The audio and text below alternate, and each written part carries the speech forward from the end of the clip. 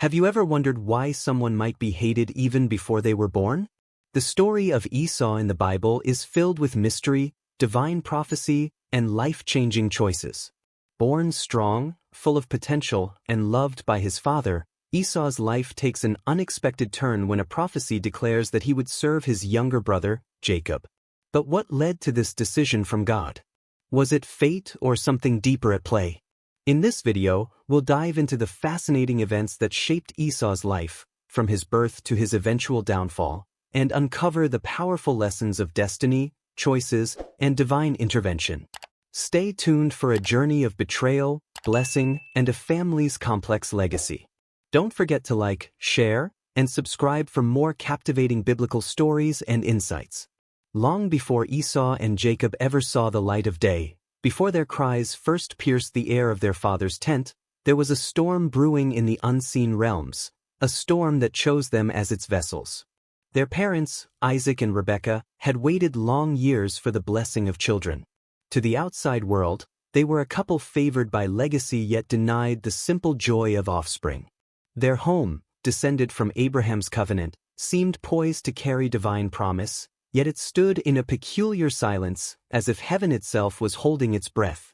But then, in a quiet moment of desperate prayer, Rebekah's barren state was overturned, and life sparked to existence within her. It should have been a moment of pure joy. But almost immediately she felt the unrest, an unnatural turbulence deep within her. It was more than the ordinary movements of growing life. It was as though two great forces were colliding, not as brothers in harmony, but as rivals locked in mortal combat. Day after day, the turmoil grew, and nights offered no rest. Rebekah became troubled, sensing this was no ordinary pregnancy. Her heart, once filled with gratitude, now trembled with unspoken fears. Why did it feel as though a battle was being waged inside her? Was this a blessing or an omen? When she sought answers in solitude, she was met not with comfort but with a revelation that would haunt her forever. Her womb, she came to understand, was not just carrying children, it was carrying nations. These sons were already at odds, their destinies twisted into a divine paradox where the natural order would be upended. The elder would serve the younger, a prophecy that felt as unnatural as the unrest within her. And perhaps, in that moment, she realized, this would not be a simple family story. This would be a tale written by the very hand of destiny, filled with struggle, betrayal, and the haunting question of love and rejection by God Himself. But why, even before they were born, had it seemed as though the heavens had already drawn a line between them? Why was Esau, the first to feel the light of the world, marked for rejection? It was a question that would echo through the ages, perplexing even the wise. The answer lay not in simple favoritism, but in the mysterious workings of divine sovereignty. Esau, wild and restless even in the womb, seemed to embody the raw instincts of survival, a soul drawn toward the earth and its immediate gratifications. Jacob, on the other hand, though second in birth, carried within him a quiet cunning, a relentless pursuit of the unseen promise. Even before they could speak, their spirits had taken shape in ways that aligned with a destiny far beyond their understanding. Heaven had already cast its gaze, not merely on their actions, but upon the deeper inclinations of their hearts. Esau, fierce, impulsive, drawn to the present moment, would become the embodiment of man's struggle to grasp at life's fleeting pleasures. Jacob, subtle, patient, and calculating, would become the vessel of covenant, the bearer of a promise too heavy for a man alone. As the day of their birth approached, the tension in Rebekah's body felt like the earth itself was preparing for a violent split. And when the first cry filled the tent, it belonged to Esau, emerging red and rugged, as though he had fought his way into existence. Yet even in that moment, there was a shadow, for no sooner had Esau appeared than Jacob followed, his tiny hand clutching his brother's heel, as if unwilling to let him claim the path alone. It was a silent declaration, a foreshadowing of the lifelong struggle that would follow.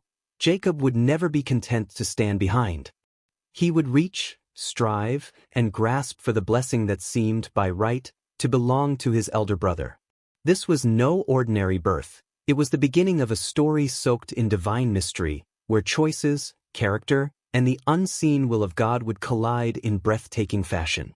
Little did Isaac and Rebekah know that within their arms lay the seeds of nations at war, and that the love they would give would be divided, shaping their sons in ways both beautiful and tragic.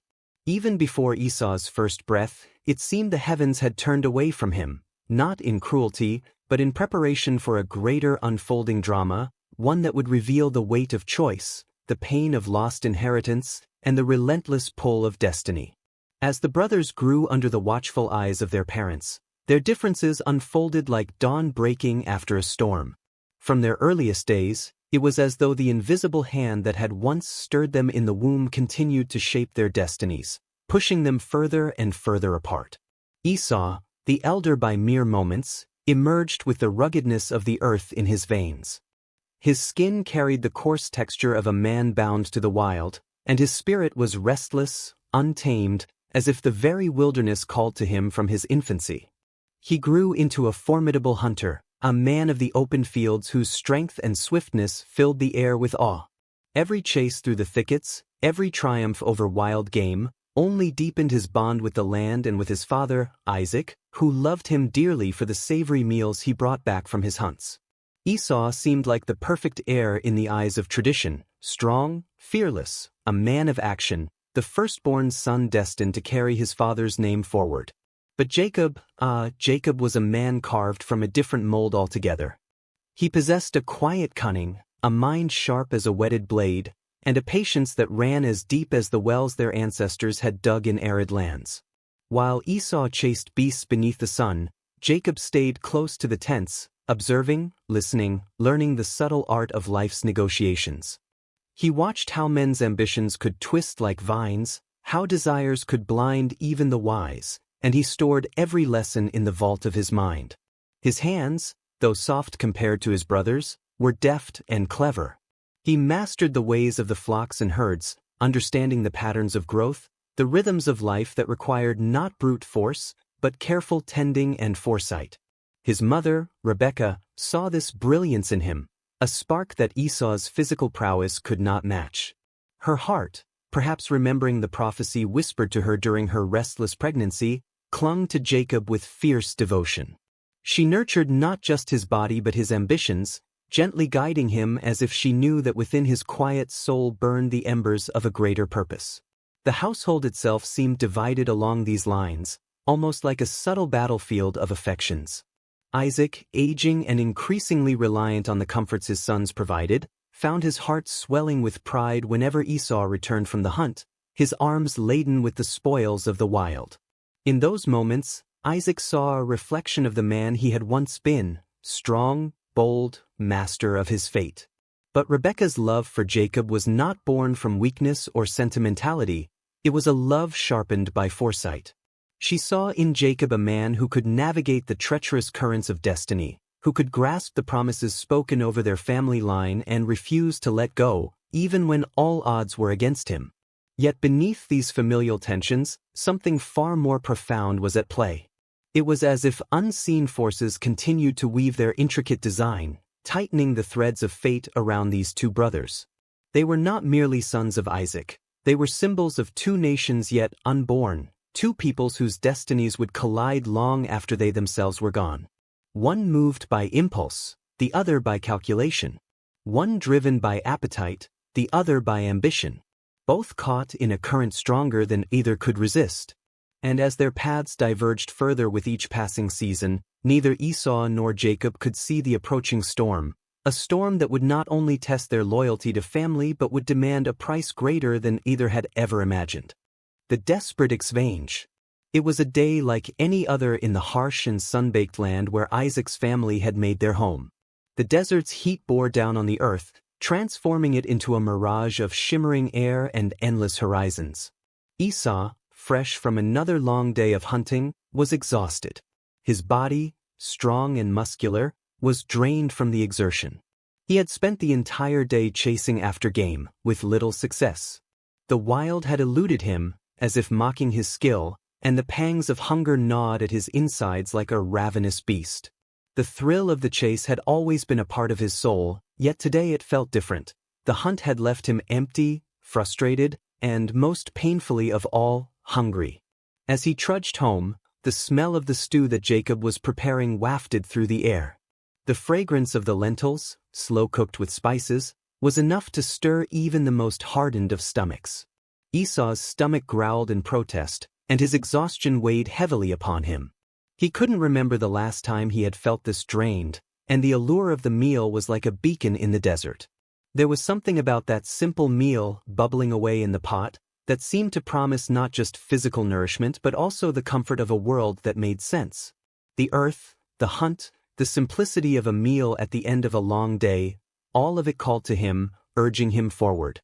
As he entered the tent, his eyes landed on his brother, Jacob, who was stirring the pot with an air of quiet concentration. Jacob's face was always calm, composed, as though he lived in a world where things were neatly ordered. Esau, on the other hand, felt a disquiet, as if he were constantly moving from one impulse to the next. The contrast between them was striking. Esau, wild and untamed, and Jacob, cool and calculating. Even now, Jacob's manner was so different from Esau's own. Jacob was unhurried, unfazed by the intensity of the moment. It was a stark reminder of just how different their worlds were, how their paths had already begun to diverge. Esau collapsed onto a nearby mat, his body sore from the hunt, and looked hungrily at the stew in Jacob's hands. His voice was rough with frustration. "Let me eat some of that red stew. I am exhausted and I'm about to die from hunger." His words were more than an expression of need. They were a plea, a desperate request for something simple, something comforting in the face of a world that often seemed so unpredictable. Jacob, without missing a beat, set his spoon down and turned to face his brother. His eyes were calm, almost calculating. "First, sell me your birthright," Jacob replied, his voice cool and steady. Esau blinked, momentarily stunned by the audacity of his younger brother's demand. Birthright? The sacred privilege of the firstborn? The very thing that Esau, as the elder son, held by right and tradition? It was unimaginable. For a moment, a silence hung between the two of them, as if the weight of what Jacob had just said settled like a thick fog in the tent. Esau's mind, clouded by hunger and fatigue, struggled to grasp the full scope of what Jacob was proposing. How could Jacob even think of asking for something so sacred, so valuable? The birthright was everything. It was the legacy of their father Isaac, the promise that would one day make Esau the heir to their family's wealth and land, the continuation of the covenant God had made with their grandfather Abraham. It was not just a material inheritance, it was a spiritual inheritance, a connection to a divine promise that would echo through generations. For Jacob to ask for it in exchange for a bowl of stew seemed ludicrous. Yet, as Esau sat there, his body aching with hunger, his mind clouded by his primal need for sustenance, something inside him began to waver. The birthright, it felt distant, like an abstract concept far removed from the immediate urgency of his hunger. Esau let out a bitter laugh, half disbelief, half resignation. "Look, I am about to die from hunger. What good is this birthright to me if I'm dead? Give me the stew and you can have it." His words were filled with a mixture of impatience and cynicism, as though the birthright had lost its value in the face of his immediate need. Jacob's eyes gleamed with a quiet satisfaction, as if he had been preparing for this moment his entire life. There was no hesitation in his voice, no wavering. "Swear to me first," he said, his gaze never leaving Esau's face. Esau, still caught in the grip of his hunger and weariness, grunted and raised his hand, sealing the pact with an oath. "I swear it. I sell you my birthright." And just like that, in a moment of weakness, in a single impulsive decision, Esau traded away the inheritance that should have been his by birth, the very right to carry the legacy of Isaac and Abraham. He took the bowl of stew and without a second thought, devoured it. In his mind, the matter was settled. He had fed his body. The future was something that could wait. Jacob, watching with a quiet sense of victory, turned away and began to clean the pot, his face impassive, betraying none of the triumph that surged within him. He had done it. He had taken the birthright. It was a victory won not through strength, but through patience, through understanding the moment of weakness, through grasping at the very thing that Esau had taken for granted. Esau, once the proud firstborn son, now found himself standing on the edge of something he could not comprehend. He had given away his birthright, his future, and in return, had nothing but a momentary satisfaction of his hunger. The stew had filled his stomach, but it had hollowed out something much more profound. He would not realize the full weight of this decision until much later, when the consequences of his rashness would echo through the chambers of his life. The tension in the household had reached a boiling point. Isaac, now growing older and weaker, had resolved to give his blessing to his firstborn Esau, fulfilling the tradition that had been passed down through generations. Isaac's voice trembled as he summoned Esau, his favorite son, to his bedside. The time had come for Esau to receive the blessing of the firstborn, a sacred moment that was not only a transfer of wealth and authority but also an affirmation of God's covenantal promises. It was an event that marked the continuation of the lineage that had begun with Abraham, a lineage that was now supposed to be passed down to Isaac's eldest son, Esau. Esau had long been Isaac's pride and joy, a rugged man with a deep love for the wild, the thrill of the hunt. Isaac cherished his son's strength, his connection to the earth, and his boldness in the face of danger. It was no surprise, then, that Isaac had chosen him to be the heir, the one to carry on the divine promises made to Abraham.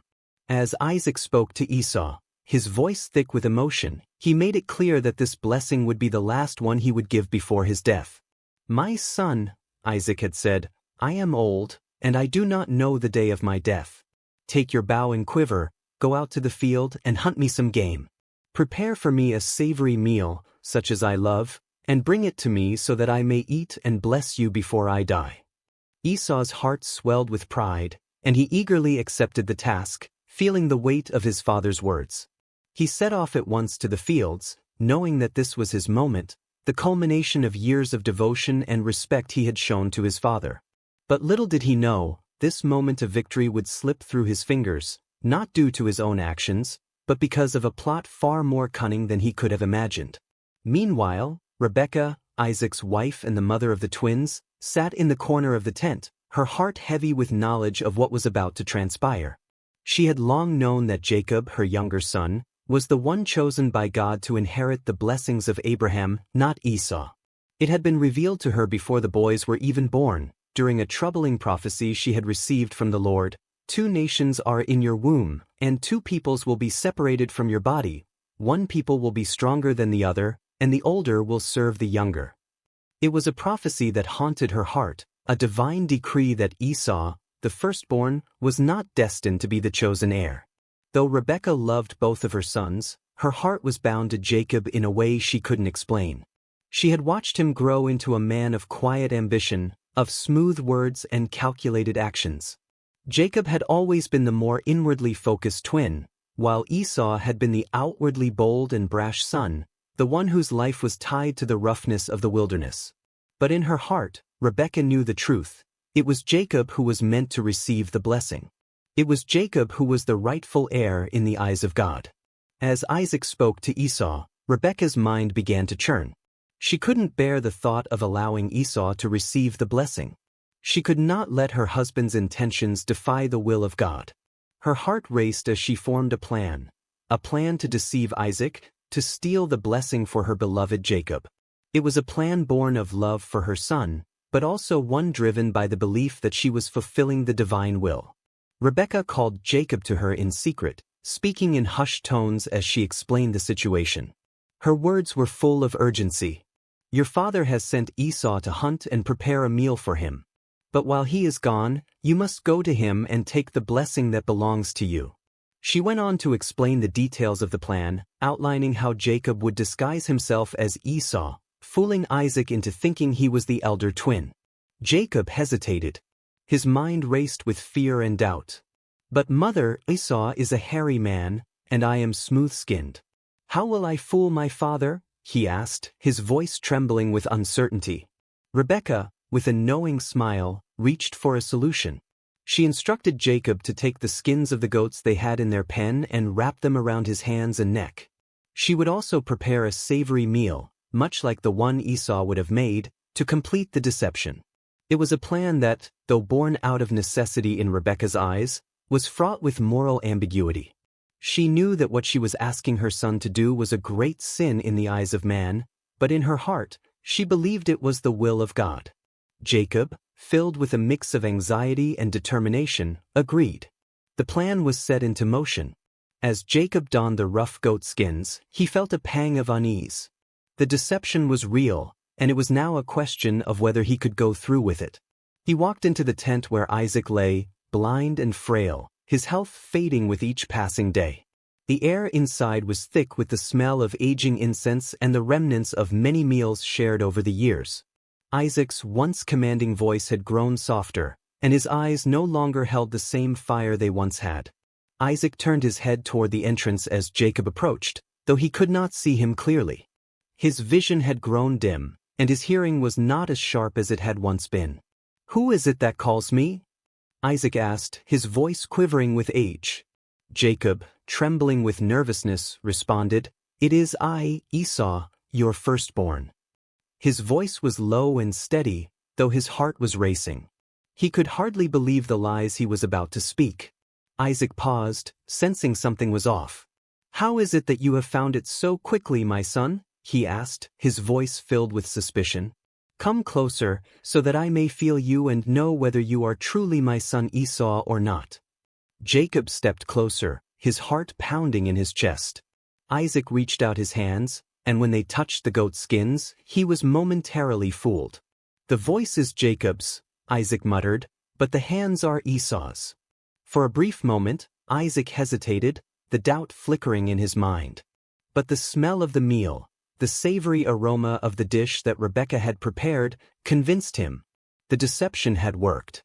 Isaac, with trembling hands, placed his hands upon Jacob's head and uttered the words of blessing. "May God give you the dew of heaven and the richness of the earth, an abundance of grain and new wine. May nations serve you, and peoples bow down to you. Be Lord over your brothers, and may the sons of your mother bow down to you." Jacob had done it. The blessing was his. But as soon as the words left Isaac's lips, Jacob knew that he had crossed a line that could not be undone. He had deceived his father. He had betrayed his brother. And the consequences of this moment, the weight of this blessing, would follow him for the rest of his life. As Jacob exited the tent, he looked back toward the shadows of the doorway. There was no turning back now. Esau's fury would be unleashed, and Jacob would have to face the consequences of his actions. The blessing that had been stolen would change the course of his life, and the life of his family, forever. The moment Jacob sealed the fate of his family with his deception, he knew that the calm life he had once known was slipping away. The blessing Isaac had bestowed upon him, though it had been secured under false pretenses, was now his, and yet, it was a hollow victory. Jacob felt the weight of the words his father had spoken, the solemnity in Isaac's voice as he unwittingly bestowed upon him the blessing meant for Esau, the elder son. The air in the tent had been thick with the scent of fresh oil and the sweetness of incense. Isaac's hands had rested upon his head, invoking the blessings of heaven, unaware that he was laying them upon the wrong son. And now, as the distant echoes of Isaac's final words still reverberated in Jacob's ears, the reality of his actions began to settle in. Jacob had done what his mother, Rebekah, had whispered into his ear, urging him to seize the blessing, to wear the cloak of the firstborn. Yet, in the depths of his heart, Jacob felt a stir of fear that had nothing to do with his brother's rage and everything to do with what he had done to the family, to the sacred bond between his father and his brother. Esau's fury was quick to ignite. The moment he returned from his hunting expedition, his anger was so intense that it shook the very foundations of their home. He knew, with a chilling certainty, that his birthright had been stolen, and the blessing that should have been his was now Jacob's. His voice had thundered through the camp, demanding retribution. "Father, have you not reserved a blessing for me? Is there not one left for me?" But Isaac's response was final, and it cut through the air like a sword. "I have blessed him, and indeed he will be blessed." There was no room for negotiation. The words were spoken, and nothing could undo them. Esau's eyes filled with tears, but they were not tears of repentance. They were tears of rage, of betrayal, of a heart broken by his brother's treachery. He vowed in that moment that the first opportunity he had, he would kill Jacob. And as his words spread through the camp, it became clear that Jacob could not stay. The night was closing in, and the fear of Esau's wrath now pressed upon him like an unbearable weight. He had to flee. Rebekah, sensing the danger, called Jacob to her. With a voice full of urgency, she spoke quickly, "Your brother's anger is hot against you. You must go to my brother Laban's house in Haran. Stay with him for a while, until Esau's anger subsides. I will send for you when it is safe, but until then, you must leave at once." Her words were not just words of caution, they were the last comfort Jacob would feel in the coming days. And so, Jacob set out that night, leaving the only home he had ever known, under the cover of darkness. His heart was heavy, torn between the guilt of his deceit and the fear of his brother's fury. The dust of the desert kicked up beneath his feet as he walked, his mind a whirlwind of conflicting emotions. As he made his way through the barren landscape, the weight of his actions began to press harder upon him. "What have I done?" Jacob whispered to himself, though he knew there was no one to answer. "I've stolen the blessing meant for my brother. I've deceived my father. I've broken the trust of this family. I have no place left here. And yet I am still alive." The road was long, and the night was filled with unsettling silence. The desert stretched out before him, vast and empty, with nothing but the stars above to keep him company. His thoughts were consumed by Esau's rage, but even more so by the spiritual weight of what had happened. He had received the blessing, but it was not just a material inheritance he had taken. It was something deeper, something eternal. The covenant of Abraham had been passed to him, but at what cost? As the night wore on, exhaustion finally overtook him. He found a quiet place beneath a rock and, with nothing but a stone for a pillow, laid his head down to sleep. The ground beneath him was hard, unforgiving, but sleep claimed him all the same. And in the quiet darkness, as his body rested from the journey, Jacob's mind was opened in a way it had never been before. He dreamed. In the dream, Jacob saw a ladder, a vast, shining structure that reached all the way from the earth up to the heavens. At the top of the ladder stood the Lord, his presence filled with majesty and power. And there, at the base of the ladder, stood Jacob. He could feel the weight of God's gaze upon him, the power and the authority of the one who had called forth the heavens and the earth. "I am the Lord, the God of your father Abraham and the God of Isaac." The voice of the Lord thundered in Jacob's ears. "The land on which you lie, I will give to you and your descendants. Your descendants will be like the dust of the earth, and you will spread out to the west, the east, the north, and the south. All peoples on earth will be blessed through you and your offspring." The words of the Lord filled Jacob's heart with a strange mixture of awe and fear. The promises, they were the same promises that had been made to his grandfather Abraham, the same promises that had been passed down through the generations. And now they were his. But Jacob knew, deep within his soul, that this was not just a dream. This was God's word to him. This was his covenant. But the Lord's words did not end there. "I am with you and will watch over you wherever you go, and I will bring you back to this land. I will not leave you until I have done what I have promised you." Jacob's heart pounded in his chest as he awoke. The dream had been so real, so vivid, that he felt as though he had truly been in the presence of God. He sat up, his breath catching in his throat. The night sky stretched above him, endless and full of stars. The ground beneath him felt solid and unyielding. And yet, in that moment, Jacob knew that something had changed. God had spoken to him, and he had given him the promise of the land, the promise of descendants, and the assurance of his presence. Jacob looked around at the barren landscape, the emptiness of the desert stretching out before him. But now it felt different. The land that seemed so desolate and lifeless now held the weight of something divine. He took the stone he had used as a pillow and set it upright as a monument. "Surely the Lord is in this place, and I was not aware of it," Jacob whispered to himself. He named the place Bethel, House of God, and vowed that if God would indeed be with him, providing for him and bringing him safely back to this land, then he would be his God. He would give a tenth of all he received to the Lord, a promise made in awe and reverence. And so, Jacob's journey continued, but now, it was no longer just a flight from his brother's wrath. It was a journey of destiny, a journey of divine purpose. The dream had sealed his fate, and Jacob knew that no matter where he went, he could never escape the call of God.